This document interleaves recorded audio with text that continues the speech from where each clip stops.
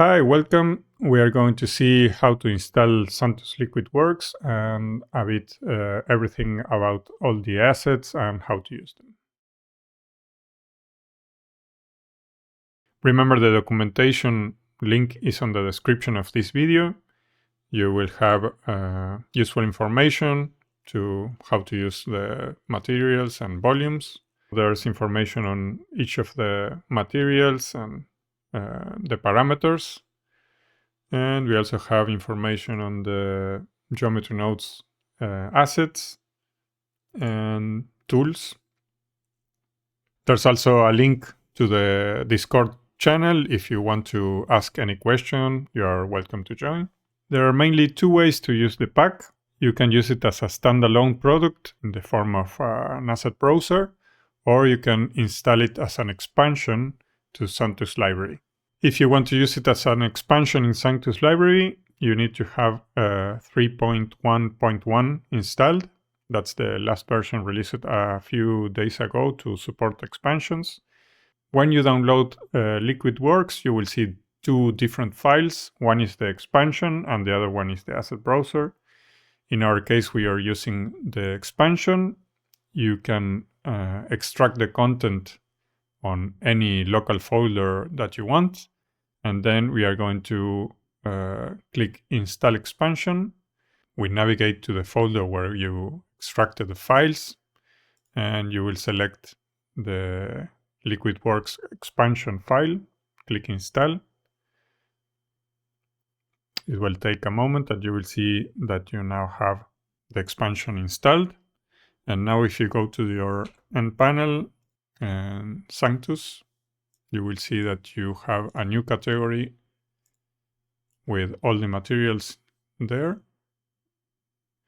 And also in the GN assets, you will have also a category with all the geometry nodes tools and some assets to try the materials to. If you want to use LiquidWorks with the asset browser, you will go to Edit Preferences, File Paths. You have to download the file called Asset Browser, extract the content on a local folder of your choice.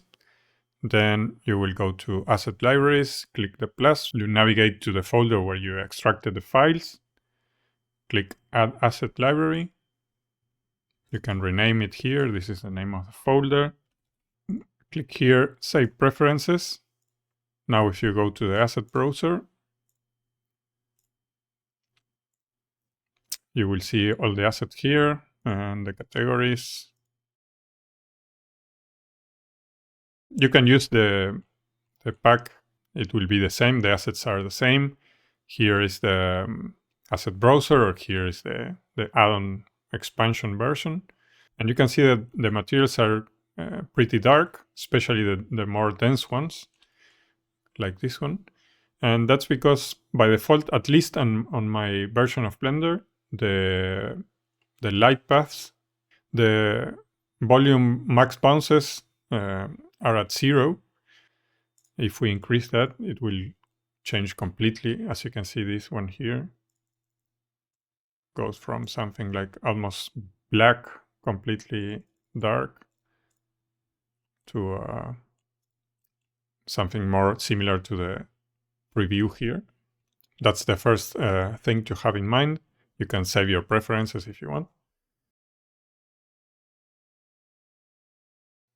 Then something else you can do is to go here, and in shading you can click Cast Shadow Caustics, the same for all the materials.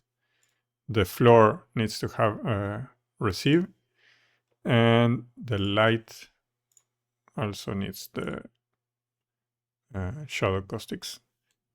As you can see, there's a color here. In some cases, you will see that doesn't correspond. So what you can do is go to the material properties. You will see there's a replace caustic color here parameter. You can set that to 1. And then select a color that better match your material. There's also something to have in mind here. We have two different shadow controls on most materials. One is basically for the surface, and the other one is the volume shadow. Depending on the situation, you may want to try different settings there.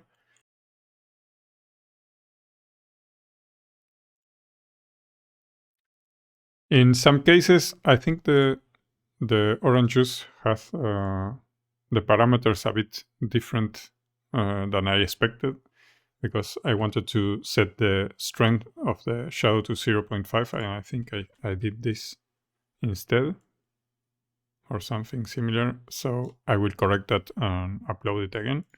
0.5 and 1 here. And this is the orange juice. I wanted to show you something here. It's that I'm using, in this case, filmic and medium high contrast, because in AGX, that now comes as a default, there are certain colors, especially orange and saturated colors like this one, don't really show in the viewport. I will show you AGX. It's completely different. And that happens only with those tones. So have that in mind. If you want to work with AGX, you will have to use the compositing or adjust the color later. That's why I'm using filmic here. Same happens with, I think, honey, for example. Honey, orange juice, and maybe a few more.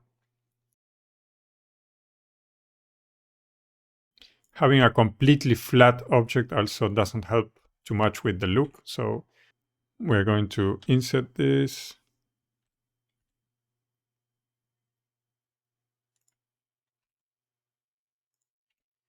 And you can see how the reflections and the less density there create a better looking object. This is another property of the materials that was specially created for this case. I'm using the object dimensions to drive basically all the parameters and make it look the same at different scales. In this case, you can use the auto dimensions that will make the material look the same in different scales, or you can set the auto dimensions off. Let's increase a bit the density here. It will be more obvious. As you can see, the large object, it's already pretty dark, and the other one is not. So those are relative.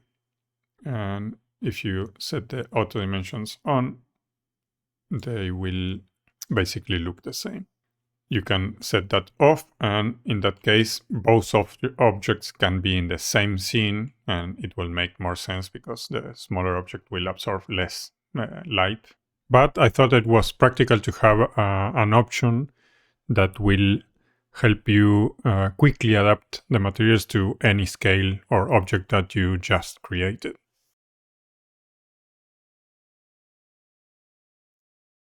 It's important to note that this is basically to try materials, make still renders. But for example, if you want to animate a material, an object with one of those materials, it's important to set the auto dimensions off. And I will show you exactly why. Here we have a sphere, a demisphere, and it looks the same with or without, because I'm setting the dimensions manually to the height of the object. That is what is using to calculate the parameters. So if I set to auto dimensions, it will adjust to the new size every time, and it will look always the same. Let's see the difference here. Even if the object is very thin, it will look the same, because it recalculates basically the volume density to be to adapt to the new size. And if we don't do it, it will behave more realistically. And now we scale it, and you will see how the object, the material becomes more transparent and more, the light is less absorbed, obviously, as it should. So if you are going to animate it, have that in mind. So if you want to change the look of the material, you have two options. One is to manually change whatever you like here, and it will completely change the look, colors or whatever. But if you want to gradually and proportionally change the parameters altogether, what you can do is change the object dimensions. This is a manual value that you can set. So in order to look the same as the auto dimensions, we have to take the lower value on the dimensions.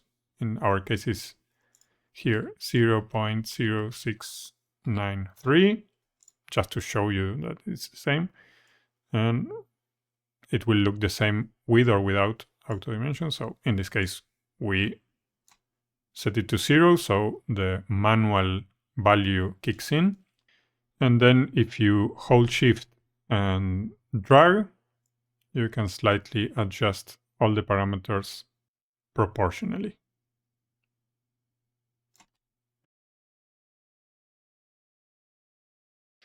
Some are for the containers and some are for the volumes. For example, fixed bubbles adds bubbles inside the volume.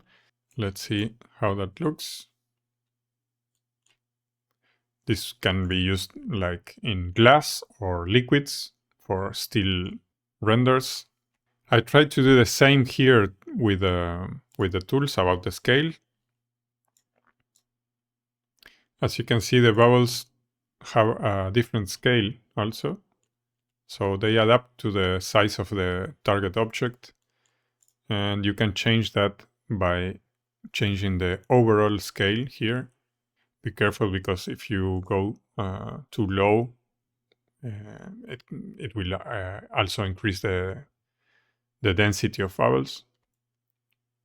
So as you can see, those are smaller bubbles and those are bigger bubbles.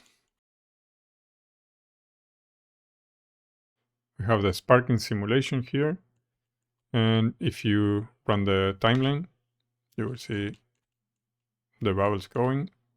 This will be harder to see in real time, but we can try. Let's see, liquids, something transparent, water. Let's see how that looks. Okay.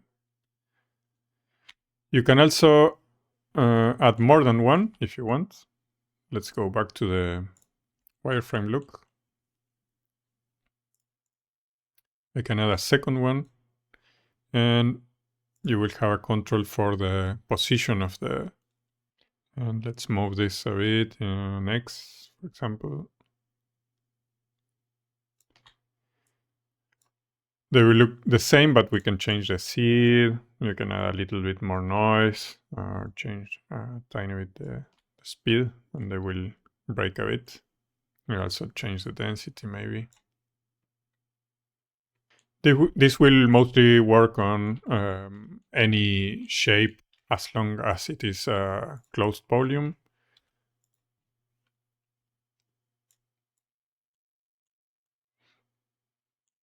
And again, the scale will adapt to the size of the object. In this case, sometimes if you change the scale, it will look like it goes out like this, but that's because we have to go back to 0 and restart the simulation. The sugar border will add sugar to the border of the glass. This works basically the same. We have over a scale to change the size of the generator, the distance,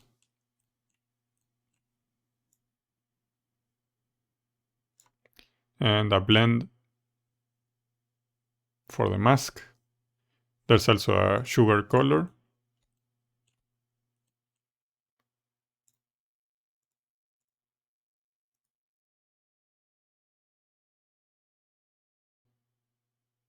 We also have a condensation. We can set also the margins here, the limit on the top and on the bottom, and also the blend for both. We have two different droplets. In most cases, this is the one that looks better, but you can deactivate this, and what happens here is this one has the back part of the droplet also present, and this one will remove it. So depending on the color of the background or the object, the target object, the lighting, you can try both. We have some details like this one, where you can change the number of olives. You have a scale, seed, and you can change the color too. We have a straw procedural, where you can change the angle. You can change at what point it starts bending. And the same for the top. You can change the radius. And also the radius of this part here. So you could, if you want, you can set this to 0 and remove this difference here, and you will have a straight row 2. If you want to scale everything proportionally, use this scale, or you can also add height with this one. We have this one here, decorations for cakes or something like that, to use with the creams and others. And this has also the amount of points or folds that it has, the thickness, radius of one part and the other, the height, how twisted it is, some noise, and also the scale. There it's using the caramel material. We have the umbrella for cocktails. Here you can control the opening, the color, of course.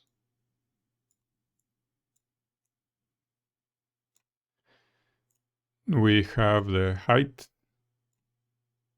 how many sides or sticks. Here if the tips are covered or not. Overall scale. There's also, here we have wrinkles like I saw in some of the examples. They are meant to work with a cylindrical, basically a glass or a can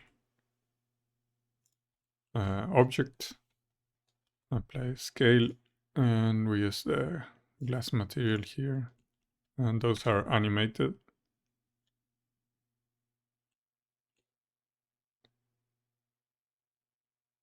You have a control for the speed, the roughness, and the wet areas.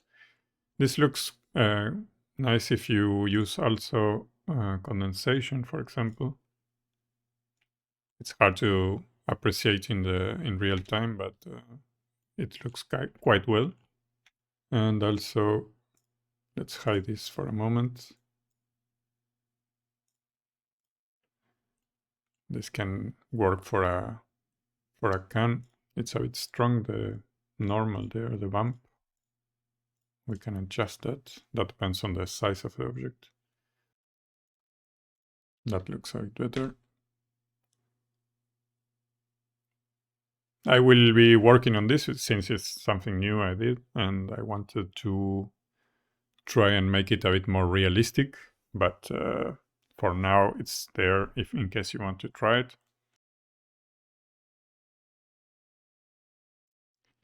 There's basically one difference in the way the asset browser and the add-on handle the regular objects. In the case of the asset browser, they will come in the form of an instance of a collection. Go to Object, Apply, Make Instances Real, or select the object, Control A, the same, Make Instances Real. We can remove the empty, and you will have the object as it was intended in 3 separate objects. And for the add-on version, for the expansion version, you have the objects here, and you click Add New, and then it's also an instance, but you go to the properties of the geometry nodes modifier, and before you apply the modifier, you click Realize Instances, apply, and we can go to Edit Mode, select everything, A to select everything, and with P we can, by loose parts, we will separate it into the 3 original objects.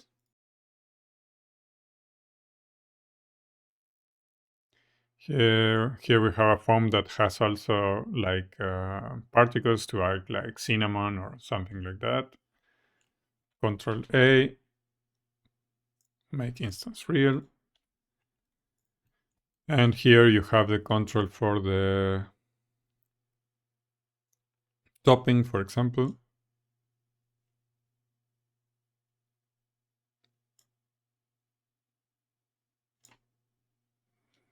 Not the best for real-time viewport, but it works. I also found a way to control the volume shadows. So you can, if you see that this is a bit too dark for you and you want to change it a bit for the look, you have the control for the shadow here. As you can see, well, if you remove it completely, it would be too much light, but you can play with that parameter too.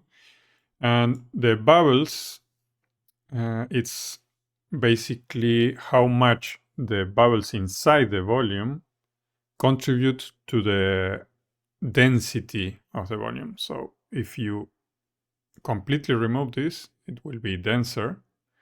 If you increase it to the maximum, it will be quite see-through. It will also increase the processing time. So be careful with that. And you can also always hide it in the viewport to make it easier for you.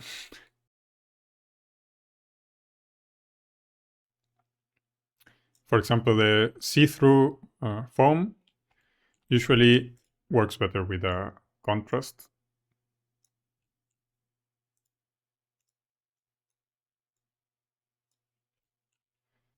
We are using a thin object that lets you see behind the bubbles, causing that contrast.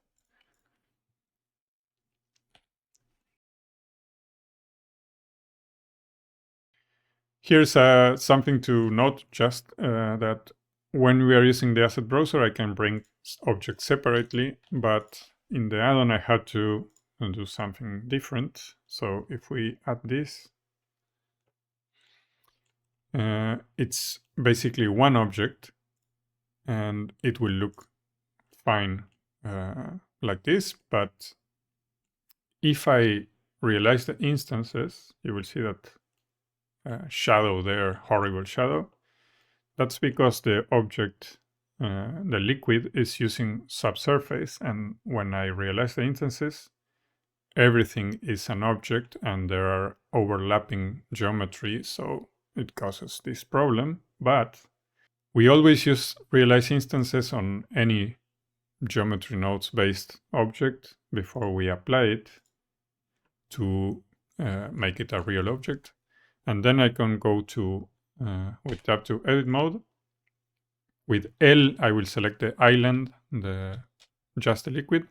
P to separate selection, tab, and now everything goes back to normal and you have the separated objects.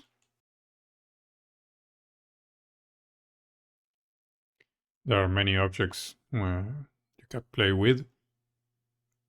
This is just some of them are just like dummies to test stuff.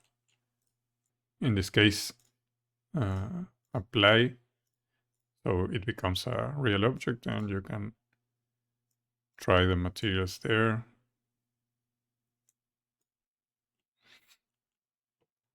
I also created a water dummy to test the water mass liquids. Remember again, realize instances, apply, and you can use, that's the default.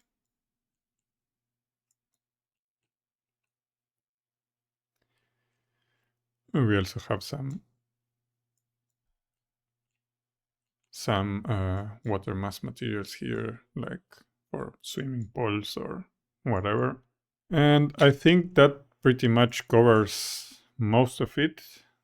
I will be probably releasing a few fixes and changes in the next few days, since a lot of people will be testing, and I will also be improving a bit a few details.